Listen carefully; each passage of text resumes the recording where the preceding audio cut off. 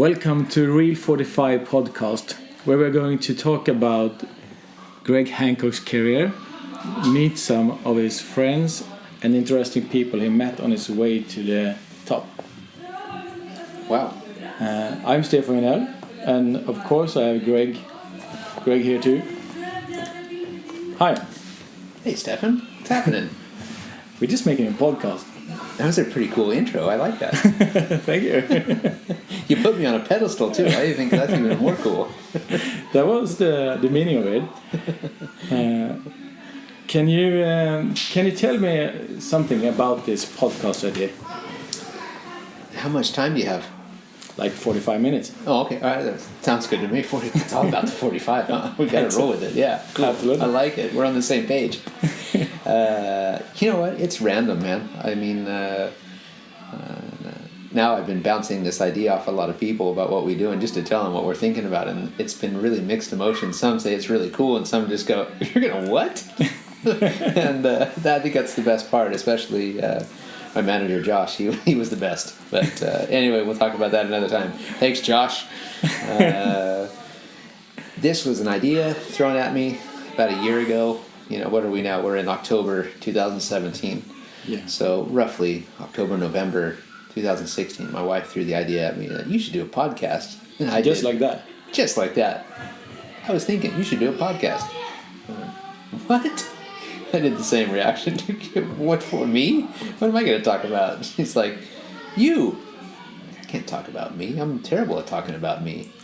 I like to talk about what I do and tell people, you know, about the sport or whatever. I don't want to talk about me. For me, that's boring. But anyway, long story short, it was a back and forth, and maybe you should find a cool partner that you guys share common resources or common situations, or, you know, sporting life or your lifestyle, or, you know, maybe a Swedish guy who lives in the States, or maybe, you know, because you're based in Europe, and share your thoughts or your racing moments and your life in general. So, I mean, literally they went back and forth, and I couldn't see the reality of it at all. And she would bring it up every once in a while and bring it up every once in a while. And pretty much all year, she just drops out the occasional piece of bait. And then suddenly, you know, I've had a lot of time to think over the last couple of months with my little injury in the shoulder, and couldn't spend the time focusing on my racing. So I had a lot of time trying to figure out how to pacify the hours and the minutes and the seconds and everything else in between. And suddenly I started to see what she was getting at, and I thought, yeah, I do have a lot to talk about, and maybe it's not interesting for a lot of people, but there might be one or two that find it entertaining for the most part. And basically I felt like I can't just go on and just talk. I want to bounce ideas off somebody, and I love to talk to, as I've done over my career, is talk to people that are random, that live, as you and I have discussed now, that live outside of the Speedway bubble. And you know, you surround yourself with crazy people and great people and odd people, and you know, it's all relative in life. But I love to mingle with people doing, as I refer to it, as normal life stuff, not just going hardcore for sort of 6 or 7 months out of the year in this sport, and then you have like 4 months or 5 months of downtime, and you really need that sometimes to recover from going hardcore and traveling and basically not living a normal lifestyle. And everybody else has the weekend off. Oh. And I'm going to work all weekend, and then I come home and I'm ready to do something in the middle of the week when everybody else is working. So it's always fun to sit down and talk to people much like yourself, who obviously people out here, they don't know who you are, but they're going to know who you are soon, and they're going to know why you and I are buddies and why we're doing this together. And that's basically because you and I share a lot of different things. We work together. We've done projects together. And I quite often bounce ideas off you, ask for opinions and advice. And then you got a great positive attitude. Thank you. You know, and again, you surround yourself with these kind of people, and it adds to the person you are. It makes you even more of what you are if you find the right people. So I'm stoked that when I brought the idea up to you that you were definitely not quick to say no. No, definitely not. I think it's a fun idea. Yeah. So in a quick couple of minutes there, I've kind of thrown the idea at you, and here we are doing our first podcast. And you know, how long did it take us to get here? I have no idea. But the thing is, when you're talking about friends, I want to talk about friends, friendship, the relations between you, fans, friends, sponsors, and how to pick the right people around you and see who is fans or just who can be something else, or which one are the serious around you. Mm-hmm. Do you know what I mean about that?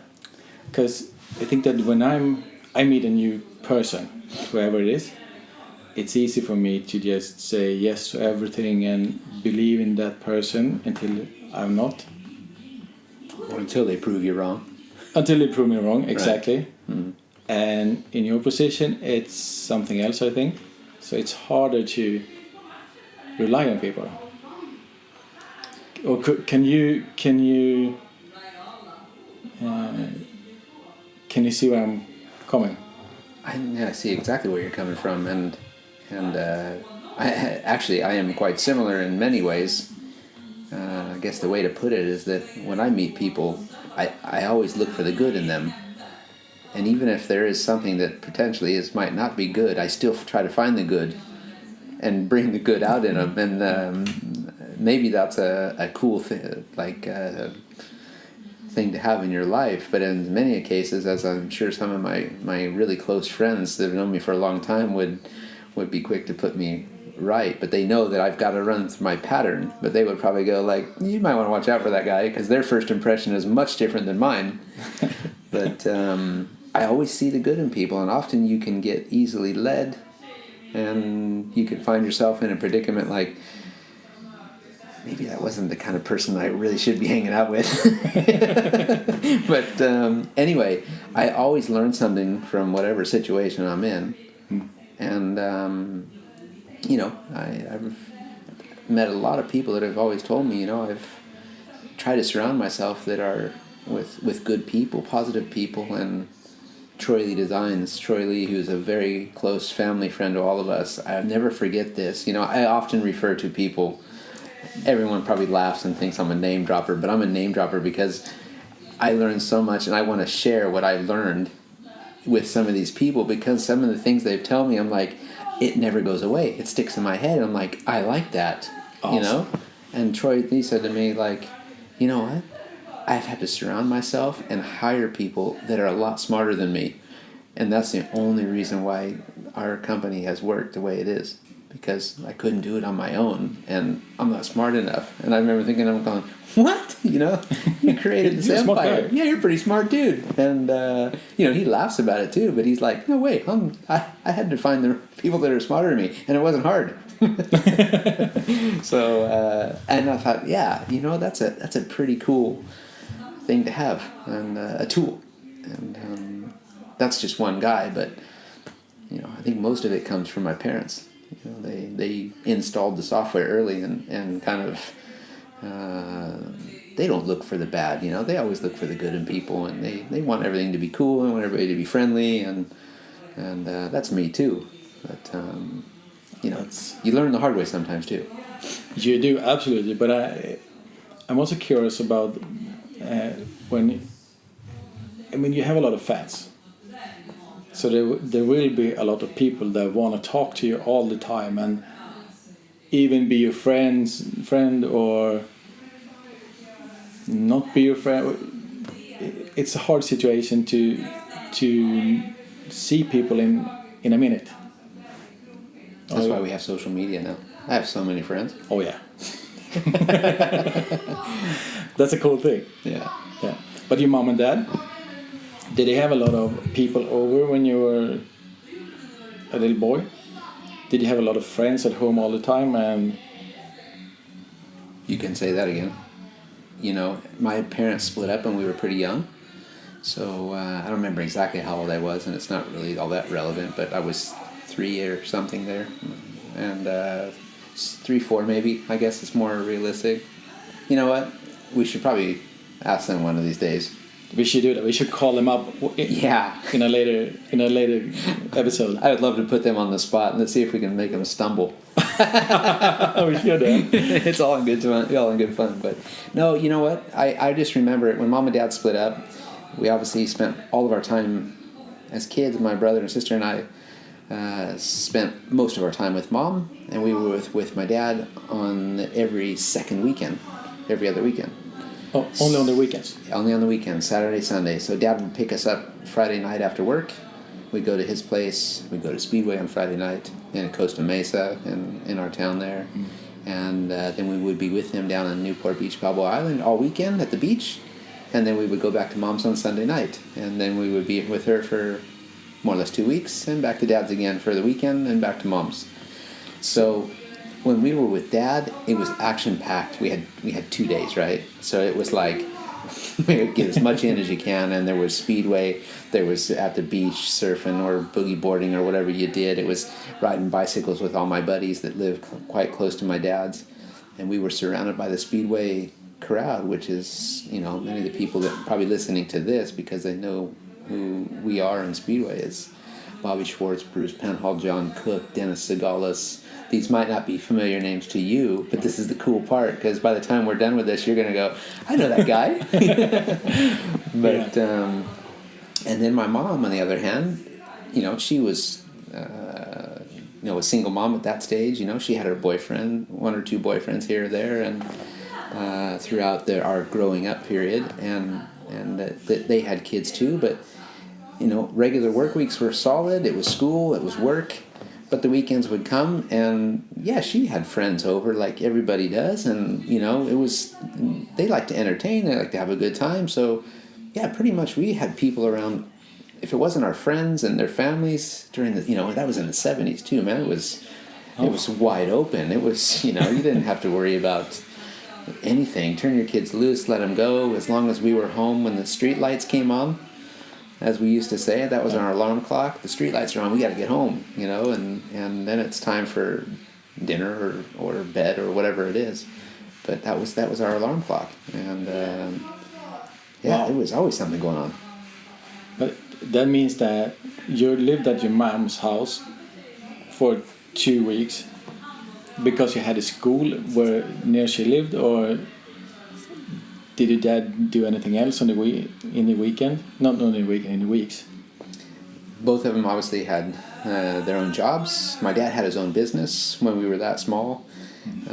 He was an automotive custom painter, and had his own business completely and doing his thing. So he was pretty busy all the time. And Mom was working in an automotive paint store. So our family's from this automotive paint business, a lot of them. And so Mom was working solid, 5 days a week, sometimes some weekends, and go to work from 8 o'clock. She had 3 kids, and we would off to school, drop us off at school. She'd go to work until 5 o'clock. Come home, it was dinner, help us with our homework, go to bed, get up, Oh. So it was people have it today too, right? It's nothing new, but being a single parent, I'm sure it's much more more difficult to handle, and but in that case, we, it was always something going on, and we just had to work with it. We had to roll with it. And that was life. That was life. But you had one sister and one brother. Huh? And you were at your dad's house at the same time these weekends? It was always like that. So that was my mom's free weekend. She probably went crazy from Friday to Sunday afternoon, But my brother and I and my sister would always go away with Dad on every other Friday. My brother is from my mom's first marriage. She was married once before, my dad. And but my dad more or less raised him. He's 5.5 years older than I am, but his dad had moved from California to Chicago when he was pretty small. So my dad pretty much raised him, and he was involved in Speedway, a racer himself, super talented, really good. So we've all been involved in the sport. My sister, the poor thing, probably, I shouldn't say the poor thing because she's a trooper. She hung with us. She loved it. She still loves it. Still our biggest fans. And, she just had to kind of hang around and go with the flow. But she's the one we always turn to for support, and she's kind of like a rock in the family too in that sense. So she was the first one to have kids, the first one to get stabilized in that way, and then we kind of followed suit. So we turned to her when we needed help in the beginning, and how does this work? And that's cool. Yeah, it's pretty cool.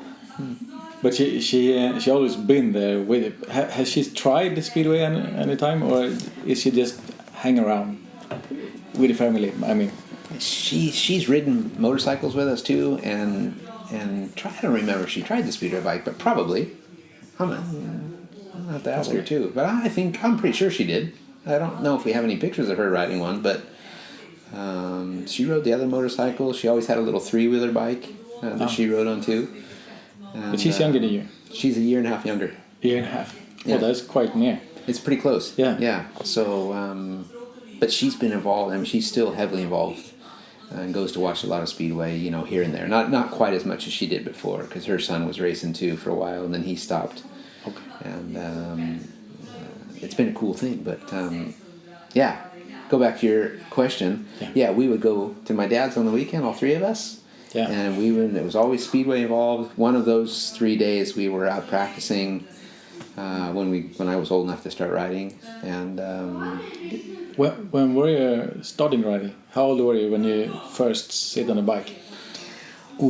My dad started building me a bike when I was about 6. And I remember felt like the longest period of my life. When he's building it? When he was building it, because it was custom. Everything was custom, You don't just go to the store and buy the parts and put it together, or buy a complete bike. It had to buy the frame parts, find the wheels, the tires, the handlebars, the seat, and he made his own fenders, mud guards, as you say. Is that why? Is that the way your dad does it, or that's how it was? You couldn't buy a complete bike. That's how it was. That's how it was. So you didn't, and really some of these junior speeder bikes today are still the same in the U.S. You got to build it yourself or find somebody that's got something left over. However, in Europe now it's growing so quickly these days that you can buy it. Oh, so you can buy today. You can buy a bike. You can buy a bike today.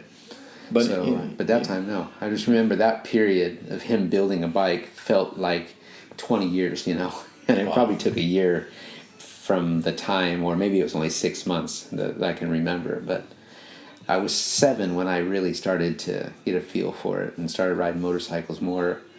And 8, I was really hardcore practicing, and 9, I was racing. Wow.